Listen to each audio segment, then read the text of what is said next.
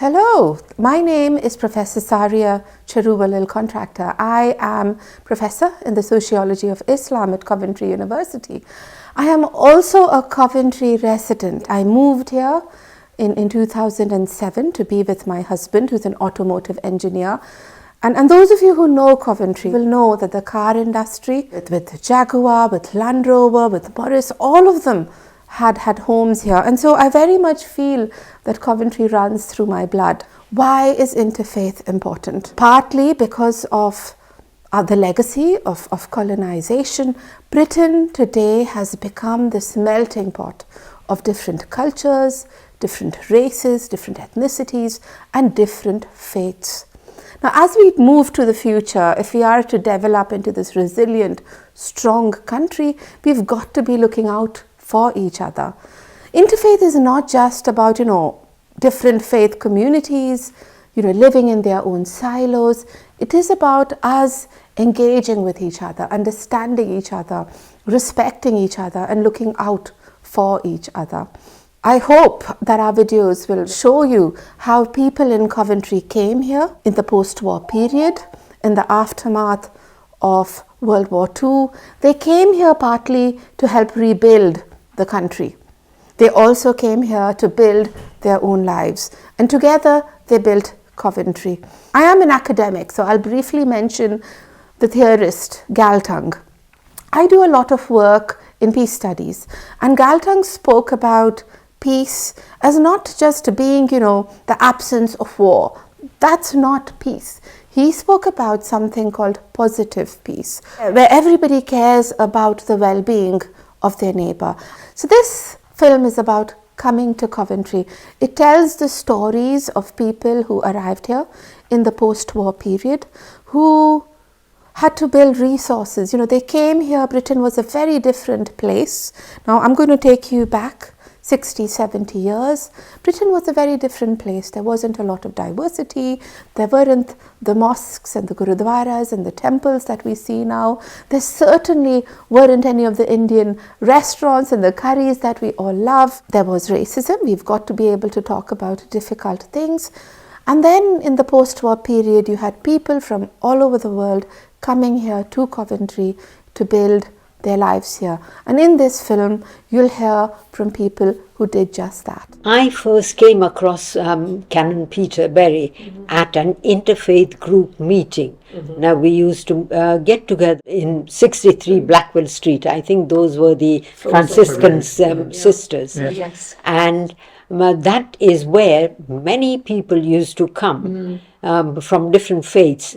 And they came because they were keen to know what other faiths stood for. Canon Peter Berry really impressed me because his aim was to make sure that as many people as possible came together and made sure that they understood the differences as well as the commonalities which bind us together.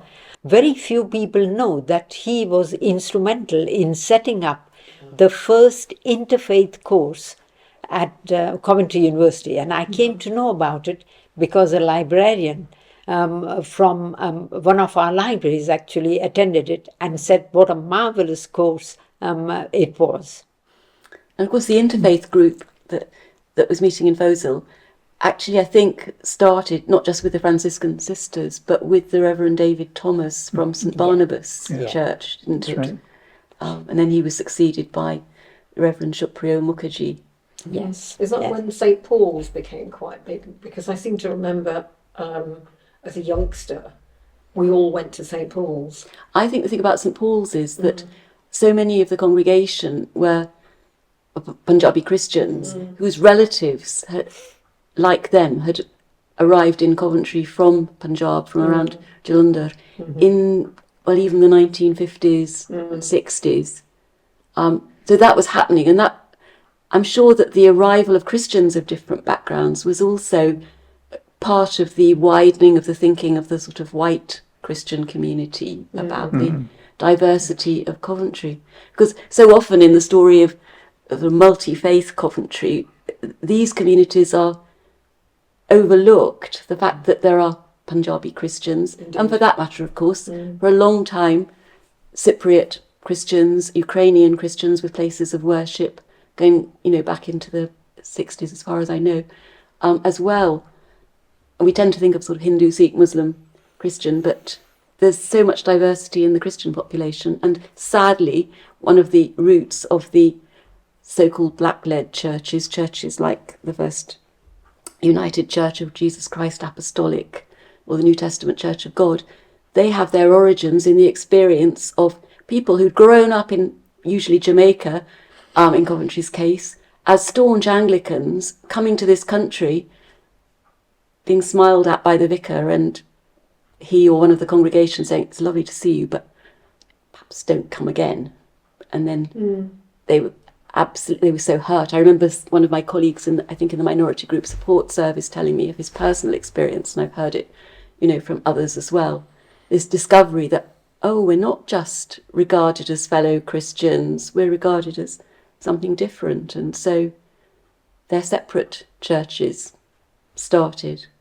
And a Christian priest was saying to me only the other day how the indigenous Christians of places like Coventry lost all that energy and goodwill and so on, which came with the Christians from the Caribbean. You mentioned Canon Peter Berry, and of course he was a member of the cathedral staff. Indeed. And here you have a cathedral which has dedicated itself to reconciliation. Originally, of course, after the war between Germany and this country, but Peter Berry and others too could see that there was another task of reconciliation to be done between.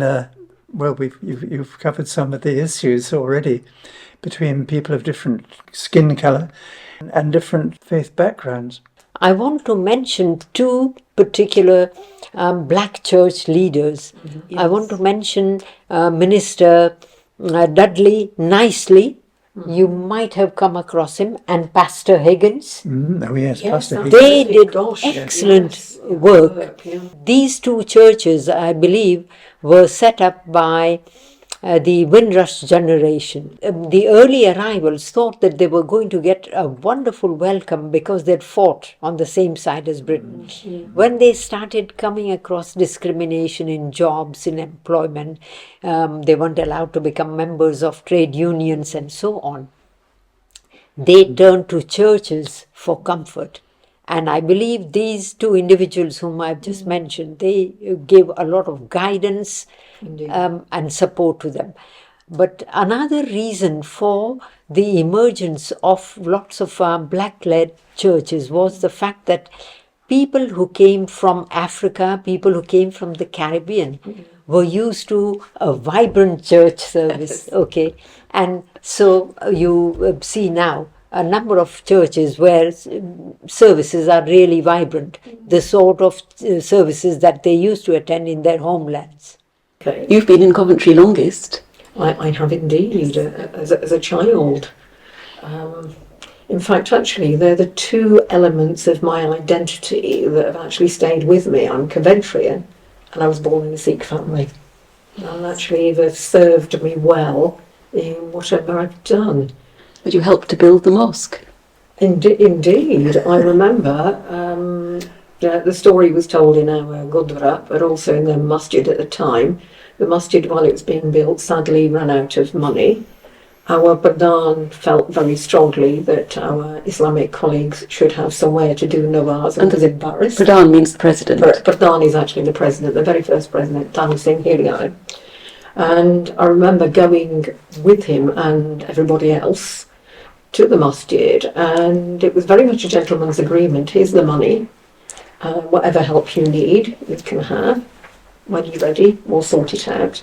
And I remember going every weekend. In Punjabi, we'd call it etseva, brick service, and I used to hand it over to whoever was next in the queue until the masjid was built. Very interesting that you mentioned that the Sikh community was instrumental in helping to build the Eagle Street Mosque. I was able to start, usually on United Nations Day, sometime in October, a walk between places of different I guess faiths. we're still doing it now. And People- it's been continued, I think, for a good many years now.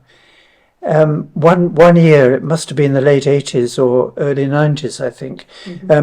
Peter Berry had come from Birmingham, where he had moved there to be Dean of the Cathedral in Birmingham. And so he and I and quite a group of people were moving from place to place. We found ourselves in the Eagle Street Mosque. Indeed. And the Imam Abdul Wahab Siddiqui was there. He and Peter Berry had knew each other very well, and to my surprise and to my delight, Imam Siddiqui asked Peter Berry to pray for the mosque and for our work in general as people of different faiths who met together. Now, that would not happen in every mosque. For a Christian priest to be invited to pray, and therefore to pray in the name of Jesus, as we always do, in a place where the understanding of the person of Jesus, though it's very respectful, is very different from the Christian understanding. And I think that goes back to the experience in the Eagle Street Mosque itself of having been built partly by Sikh labour. Indeed, I was going to say Canon Peter Berry was a regular at the Wudar at GMP. I used to find it amazing. Guru Nanak Prakash. Absolutely. I used to find it amazing that an English person spoke Punjabi so well, and it was posh Punjabi as opposed to and Tate Punjabi. yeah, absolutely. He was amazing, and the impact he had on all our lives. I mean, people say words don't matter, but they do.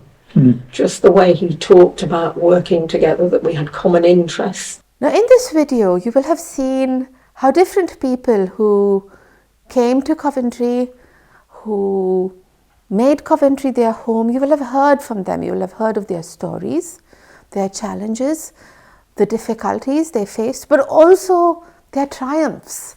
You know, how did they build this city from a place that was unfamiliar, that was strange, that lacked in anything that bore even the slightest resemblance to home. They actually built that city, they forged it and they made it home. And home is really important. Now in building the city, in making it their home, you will have also heard of, you know, cross-religious, cross-cultural, cross-fertilizations. And those relationships of strength, of trust, of belief came to shape the interactions that we continue to see in our city today.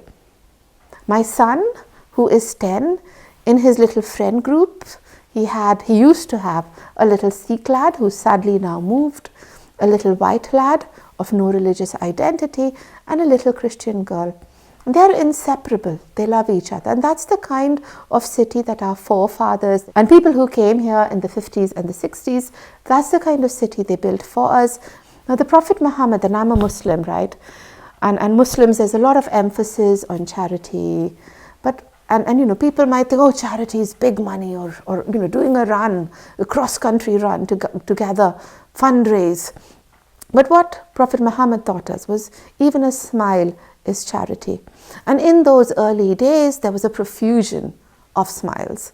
And I hope that this video has made you smile, and you can take the smile beyond this video into your everyday lives.